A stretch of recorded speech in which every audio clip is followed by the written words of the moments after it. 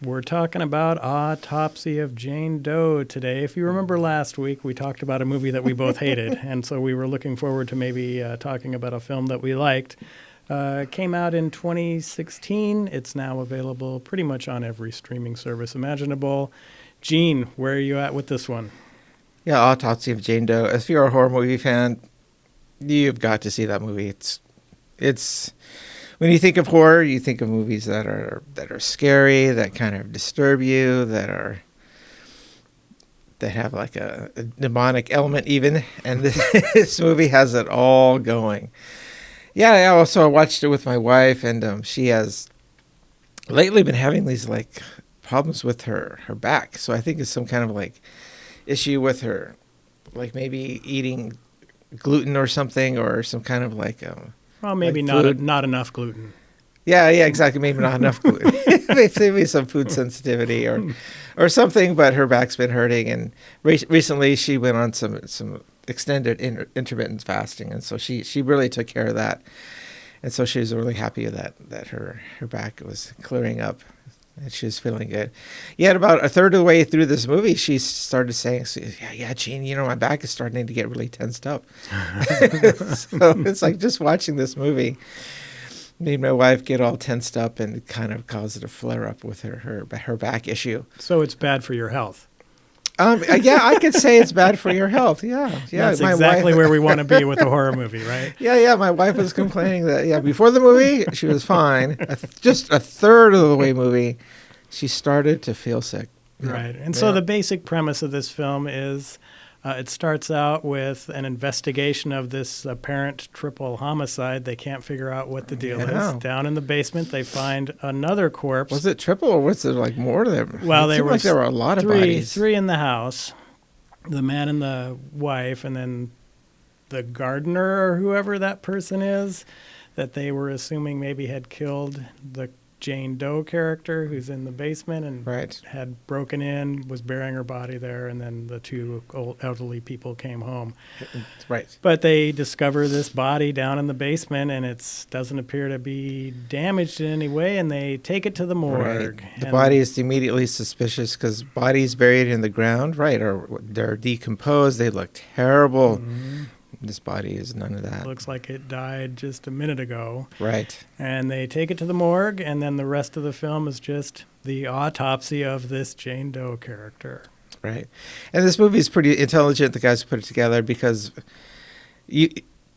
autopsies are naturally pretty freaky things, right? just by very nature, they're kind of a little horrific. So combine that with elements of just the horror movie genre, and you got a great movie. And this movie is that. Yeah, if you're squeamish at all with a body being autopsied, they don't shy away from what the process is. No, they cut right into the body, and they're showing it all. Yeah. Right, and this movie is kind of a mystery because why isn't this body? Because they start discovering the fact that, wow, her wrists are shattered, the bones are shattered, but there's no discoloration of the skin, there's no outside damage at all. They're really having a tough time trying to figure out what has happened here. And it's a father and his son, and obviously this morgue is a family-run business all the way back from 1919, and so they have some photos of like the dad's dad and all this stuff where it's been a family business, and he's hoping, of course, that his son will take it over when he retires. And so he's kind of the mentor to his son, and they're trying to discover what the deal happened to this corpse. Yep. Trying to figure out the cause of death, COD. Mm-hmm. Yeah, because they've got some pressure on them, too, because the police officer's like, hey, I'm going to get just reamed by the press here and stuff in the morning. You got to tell me how this one died. Right. So they're under some pressure. Right, and the corpse was brought in late in the evening, I think around 9, almost 10 o'clock, 9:30. And so, and it turns out the son doesn't really want to follow in the father's footsteps. He doesn't want to hang out in the basement his whole life. But he loves his dad and he's loyal to him.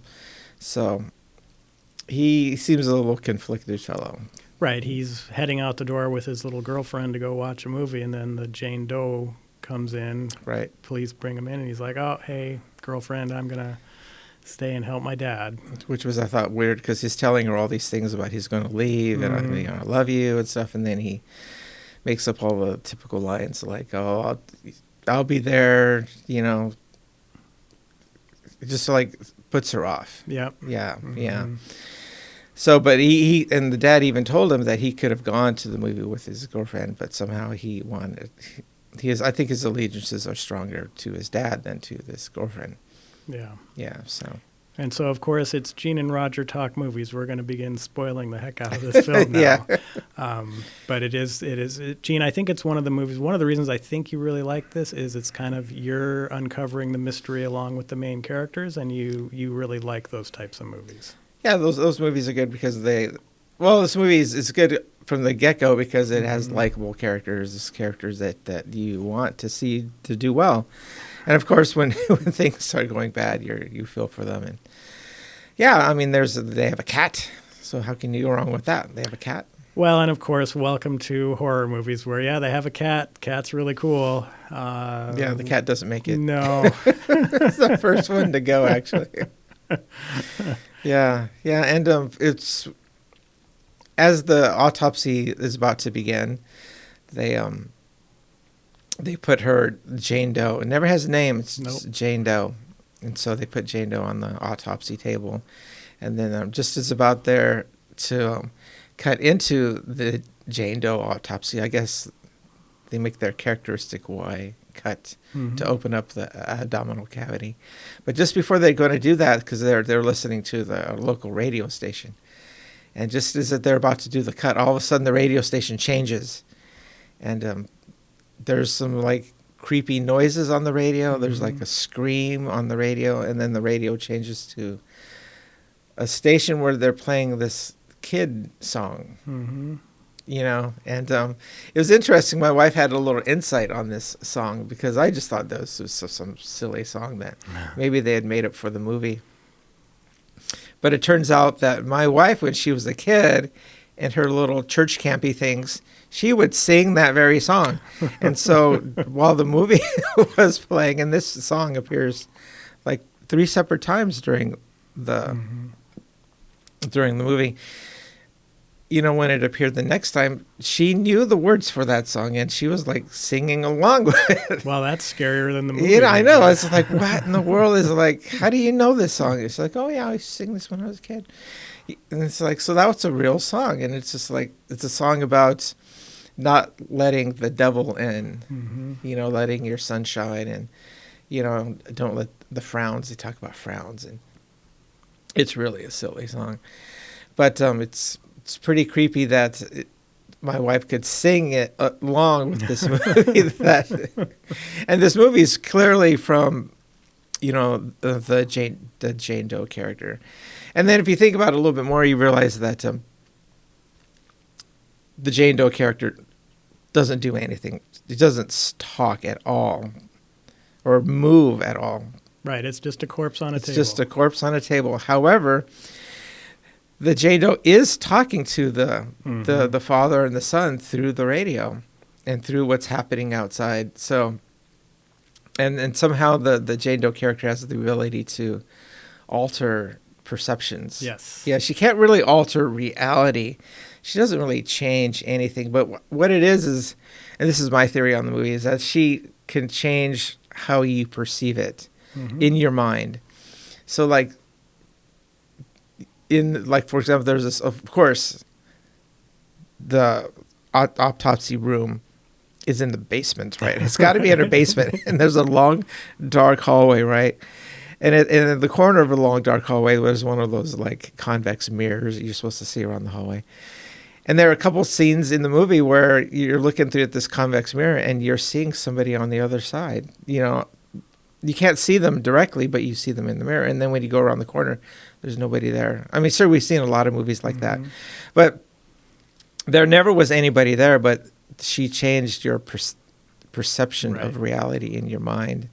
And like there are parts of the movie where there are other bodies in those like drawers, I guess, and then they've come out and they're supposed to be like walking the hallways and stuff.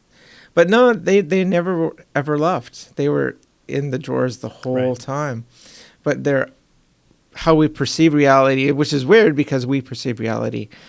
Our brains are what we perceive, what happens around us. So somehow she gets into your head and she makes you see things. And yeah, it's really strange. Yeah, it's really nice. It's well put together. Yeah, really nice how the director does this. This is also the director who did Troll Hunter, which is another pretty good movie. Ole, I can't remember his name right now, which, sorry, everybody. But that's okay. The director of Troll Hunter also did this. But I like how they subtly do that because did you catch the radio station before the entity kind of changed it? Where they were talking about, it's going to be really sunny and nice for the next 4 days. And then then later on, it's storming and raining, and this tree falls over and blocks their exit. And, Right. None of it's actually happening. None of it's happening. And she is communicating to them because the guy on the radio says, a big storm is coming. Mm-hmm. This is one that you got to be ready for. So she's telling them that you better not be cutting into me, you know, where the storm of your life is coming. Yep. Yeah. And that's exactly what happens. That's exactly what happens. Because, it's just the radio, right? So they're scientists, right? The dad is accomplished in what he does, and he was given a task by the police officer, and he knows this police officer is a small community, they're personal friends. And so, he's going to continue with the autopsy. Right, and they start uncovering really insane things coming out of this body. First, when they cut into it, blood flows out. Right, which shouldn't happen. Shouldn't happen. Again, they've discovered that the ankles and wrists, bones are shattered, but there's no bruising. No bruising or anything. They recognize that her tongue has been cut out. Right. They cut her open. And then there's a big fly that comes out of her nose. Yeah.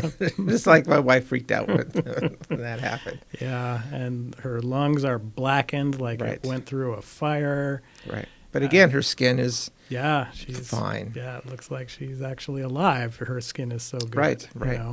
Exactly. And continuing as they go along, they start uncovering, here's this weird... she's missing a tooth. They later discover the tooth in her stomach, wrapped her in this cloth. The cloth is all written in Latin. And there's certain symbols, like demonic symbols, and so if you fold the cloth in a certain way, it spells out Leviticus. Yeah. Was it Leviticus 20? 26 or something like that? Yeah. I don't remember exactly. Yeah, I should look that up. You always have to have your religious thing in there. I know. And basically that's when the father kind of starts to realize that, okay, this is something different than what I'm normally used to seeing, although he keeps trying to justify it. Oh, no, I've seen this before. Oh, no, I've seen that before. And then when he gets even deeper, it starts to be like, well, maybe I haven't seen this before.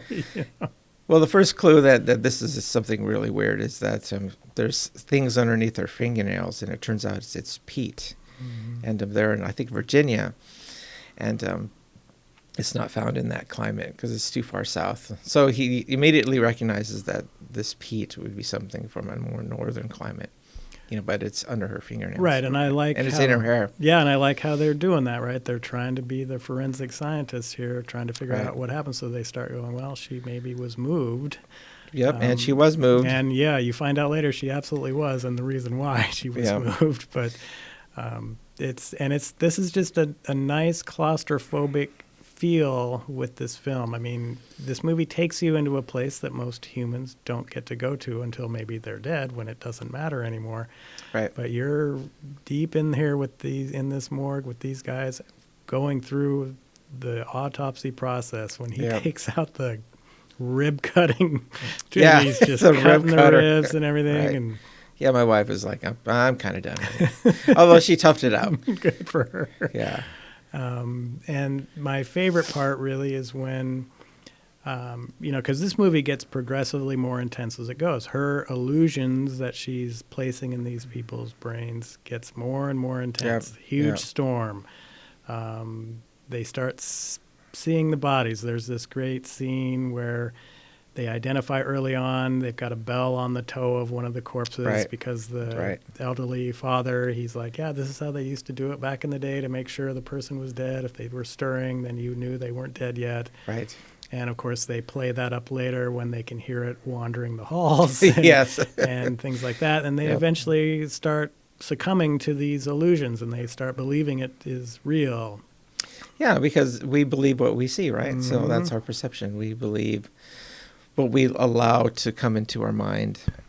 Right, and then I really like they go so far as to kind of the other three corpses are kind of wandering around, and they're fleeing, and they run into the autopsy room. They're like, okay, we got to take this Jane Doe down to the incinerator and burn her. Right. But she may, then they see that the door closes, they can't get out, so they just decide to pour flammable fluid all over her and light her. Mm-hmm. And I loved that scene because the flames go out of control. Yep. But her body is unharmed in any way by the fire. Yeah, and then she puts out the fire on her body, and her body should be damaged from that fire, but it's not in any way. Right. Yeah, because they realize that the fire is getting out of control, and so they get the fire extinguishers out, and they put the fire extinguishers, on the fire, the part of the fire that's on the structure of their autopsy room, but they never point the fire extinguishers at her body. Nope. But yet the fire on her body, which they put the flammable wick liquid on her, it just doesn't go out. Yeah, and just go back a little bit, it's like when they're doing the autopsy, they notice that her internal organs have a lot of scar tissue, indicative of what else, and it looks like they had been cut. Like when you get a cut and it scabs over and it heals, but you get a scar. But there's scar tissue all over internal organs, so you just have to wonder, how would scar tissue get to their internal organs? And, I like that this movie just doesn't tell you everything. You just have to think about it. But, of course, how would these lesions get on the internal organs? But, no, she was stabbed, multiple times. And so they were going over what would this lady look like. In a logical world, like you see all these internal lesions and these internal imperfections, what would the external body look like? And the son is like, well, she would be mutilated beyond belief. And so back in the day, she was a Salem witch, and so there was some kind of probably some great fear or paranoia back in New England. What was it, 1700s? Mm-hmm. That's she's from the 1700s. So back then they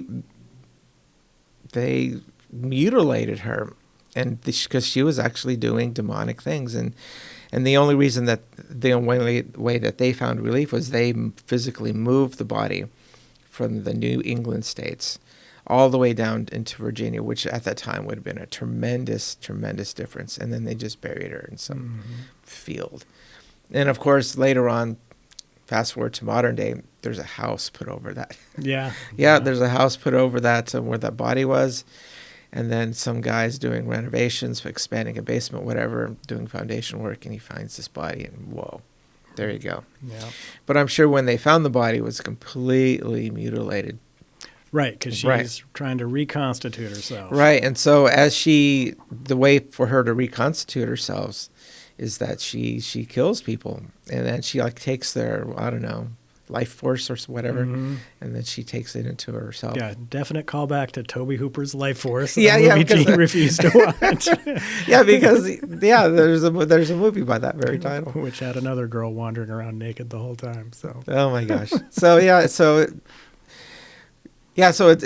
would have been kind of horrifying to see the body as it was originally discovered, because as it was originally shown in the movie, she was laying in the ground, she's partially uncovered, but she looks just like she's fine, right?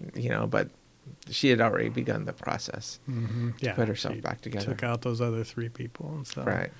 Yeah, and I love this sequence too, where they decide, hey, we're going to take a look at her brain, so they open up her brain, and then they realize that, oh, there's activity going on in this brain. Yeah, the cellular activity still happening. So they're looking for the COD, but no, they're not going to find it because she's not dead. Right. I love that part.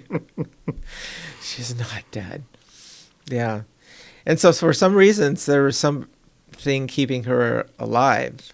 And I think it goes back kind of to the theme of this movie is that as much as we want to try as to find like peace in this world, whatever, there are always going to be those forces of evil, those forces of darkness of whatever, that are always going to be just hiding right around the corner, right next to us. So, yeah, I think that whatever, we have to be vigilant or not let our guard down, whatever. But those demonic forces are always around us. Yeah, well, they certainly were in this movie. Yeah, yeah. And then finally, the storm is over. The police arrive the next day. Well, the storm that never happened. The storm that never happened. The police arrive next day, and they find a scene that just like was in the house. There's 3 people dead. Their girlfriend ends up being killed in the evening, by the father, because he mistakes her for one of those walking corpses. So he hits her with an axe. Yeah. And she was just coming down the elevator because everything was fine for her. There was no storm. The power's not out. I'm just coming down the thing. But their minds are like, oh, it's one of them corpses trying to get us. Right. And so he hits her with an axe and kills her. Yeah, which was really horrific. And it surprised me the first time I saw the movie. So, yeah, and then... But I thought it was interesting at the end because they realize that she's still alive, and the father leans over her body and he talks to her, and he tries to make a deal with her. He's like, "I'll help you out, but please leave my son alone." And so that's never going to go well. Making some kind of like negotiation with the devil, is for the lack of a better phrase. So yeah, that's not going to work out. Because the master of lies, right? So, but as soon as he makes the bargain, she agrees to it. And he goes into intense pain because then she starts to pull all of like his, I don't know, life entity out of him. Well, and she's transferring her pain to him too. So his wrists and ankles break, his lungs get charred. Right, and then her wrists and ankles are healed. Yeah, when the police come in at the end to discover this bloodbath, her corpse is perfect again. Perfect, no cuts on it from the autopsy, nothing. Nothing. The brain was fine, was never removed. Right. Yep, and then they... Yeah, he must have been in intense pain because he kind of begged his son to end it for him. Yep. And the son, because he loved his dad, he went ahead and complied. Yeah, there was no coming back for Dad from what he had just experienced there. Right, and then of course later on the son himself dies, because there was going to be no bargain.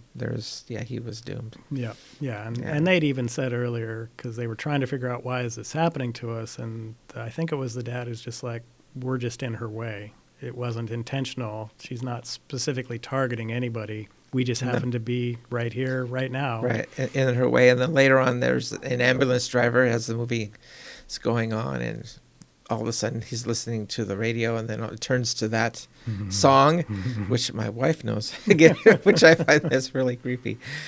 Yeah, and then, that guy was in the way. Right, well, and I also love how the police officer, when they're in the morgue and they're, they're bringing out the other bodies, and the one officer's like, where do you want this Jane Doe corpse to go? And he's like, take it all the way to this other place way out of town. We don't, whatever's going on here, we don't want it. Yeah, you get this corpse out of my body, or out of my county. Out of my county, get this thing out of my county. And then actually the last scene of the film is her toe moves a little bit to ring that bell they put around her toe. Right. To show that her transformation is kind of complete, which leads to a natural sequel, which, as far as I know, never happened. No, and there's really, I would be disappointed if there was a sequel to this, because it's a nice little film that just gets in, gets out. It's only 87 minutes long, and it works. Ends beautifully. It does. A little disappointed they murdered the cat, but yes, the cat was the first to go. Yeah, at the beginning, the cat, of course, there's creepy noises. They start the autopsy, there are creepy noises, in the vent. And so they go look, and the cat's in the vent. And then the cat had caught this huge rat. Yeah. It's like, go cat. That's awesome. But this cat has a little backstory. And so when they find the cat, and the cat's been pretty messed up. There's a little backstory because there's also, this movie has the depth because there's a little story about the husband and his relationship with his wife, and things were unsaid, and the dad is his own little secrets. Mm-hmm. The movie doesn't delve into that, which is good, but they talk about it, which is good. It adds depth to the characters a lot. Exactly right. And again, this goes back to your criticism of last week's movie where there were no characters or anything. Here's how to do characters in horror movies right. Give us just enough. You don't need to go down the road with this huge backstory, but make them real. And both of these characters, they're real people. Yeah, engaged in a really traumatic situation. This movie's great. Yeah, it's highly recommended. I'd highly recommend it. Gene was talking about hidden gems out there. This one is definitely one of those that was not on anybody's radar. It's been out since 2016. Certainly didn't make any tremendous splash at the box office or whatever. You can pretty much find it on any streaming service because it gets passed around a lot. Just pulled off Shudder. Yeah, it's on Shudder right now if you have that one, but I've seen it on Hulu. I've seen it on Amazon Prime. It kind of gets tossed around, but it's well worth your time. Oh yeah, 83 minutes. It's just so good you don't even realize that it's really that short. Right, and that's the beauty of horror movies is you can have them short, which is what you need to do, and then you tell a compelling story with good characters. Get in, get out. Yeah, this movie does that. You're good. Yeah. This movie is why you watch horror movies. This is the movie why. Yeah. It's unique. There are other films where you're dealing with autopsies, but this one's really unique how it goes about it, and is highly recommended. Gene, anything more? I would say if anybody knows that song, you've got to be immediately suspect. I've been married to my wife, was not 19 years now. We're almost 20. But I think I'm stuck with her, even though she knows this song, which I thought was really creepy. Yeah, she knew all the words. It's like, come on. It's like, what kind of church camp do you went to? It's like, Gene, what are we doing next week? Oh, like usual, we have no idea. Well, do you have any ideas? Well, what do you think? You mentioned X. Oh yeah, we could do X. Yeah, and X is on Shudder. Sweet. So why don't we do X, and then we'll do that the trilogy. We can talk about the trilogy. Well, and here's what's going X, and then Pearl, and then they're making something Maxine. Yeah. So we're going to try to do X next week. I'm holding my breath because sometimes Gene calls me or texts me going, yeah, dude, I stopped after 20 minutes. And so we got to do something else. But that'll be the plan for next week. Thanks for tuning in, and we will catch you then. Bye-bye. Later.